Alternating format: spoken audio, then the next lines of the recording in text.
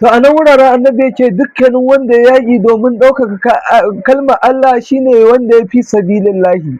To kun ga a nan wuraren ku mu tsaya mu kula, shi yasa manzon Allah sallallahu alaihi wasallam yana cewa inna Allah azza wa jalla lallai Allah mai girma da ɗaukaka qad azhaba ankum ubiyatal jahiliya, Allah ya tafiye muku da girman kai na jahiliya wa fakraha bil aba, da alfahari da iyaye, mu'minin taqiyun, mumini mai tsoron Allah, wa fajirun shaqiyun, da kuma fajiri wanda yake asararre.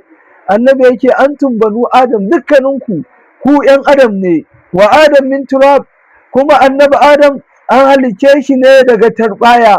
To saboda haka annabi yake cewa laisa minna, baya tare da mu man da ila asabiya, dukkanin wanda ya kira zuwa ga bangaranci, zuwa a taimaki kabila ta ko a taimaki bangare na, ba manufan musulunci ba, annabi yake bai tare da shi. Yake wa laisa minna man qatala ala asabiya, kuma baya tare da ni duk wanda ya yaki saboda kabilanci. Yanzu kai sai ka duba ka gani, yanzu an zo ana kidnapping, ana ɗauki ɗaiɗai ga mutanenmu, yanzu sai mu zo mu hito mazanmu da matanmu, kanmu da gwargwata, mu zo mu ta kashe mutane saboda mu ma an kashe mana namu. A nan wuraren baka da lada. To amma ka hito ka ayyana jihadi saboda ka kare mutanenku, ka kare musulunci, yawwa ba wai ƙabilanci ba. Yawwa shi ɗan ta'adda ne, kowace ƙabila yake, kowane ɓangare yake, kuma duk wanda ya aikin ta'addanci sunan shi ɗan ta'adda, ko an so ko an ba shi sunan ko ba a ba shi sunan ba. Amma mu yanzu al'ummar mu saboda tsabar lallacewa ta kai ga Amerika ne ma take ayyana musu wani ɗan ta'adda ne, wani ba ɗan ta'adda ba ne ba. Duk 'yan ta'addan nan da suke daji fulanin ƙauyen nan na dajin nan da suke kashe al'umma, da ana ganin ba 'yan ta'adda ba ne ba, ana jira har sai Amerika ta ayyana su a 'yan ta'adda. Wannan wani irin son zuciya ne.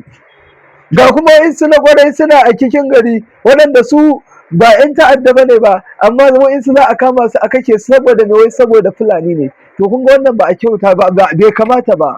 Yawa wanda ya laifi ko wane ne shi ne mai laifi, wanda bai laifi ba da Allah ya ce tabbace da abi lahabin wa tab, Allah ya tsine ma Abu Lahabi, yake hannayen Abu Lahabi sun halaka kuma shi ma ya halaka.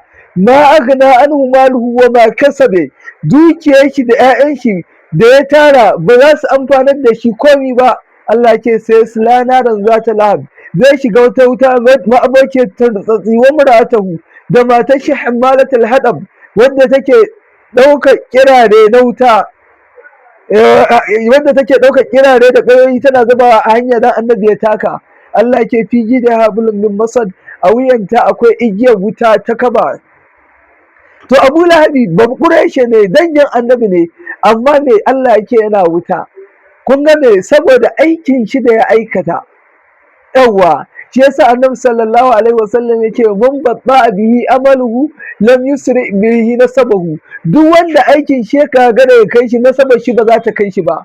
Shi yasa annabi yake ya Abdul Muttalib, yake la ugni anka min Allah shay'a, yake ya Abdul Muttalib, yake ku an gizo an fusa kun minan nar, ku tsamatar da kanku daga wuta, ni ba zan iya wannan ke tsirar da ku da komai ba a wurin Allah ba. Abdul Muttalib ba kai zan ke Abu Talib.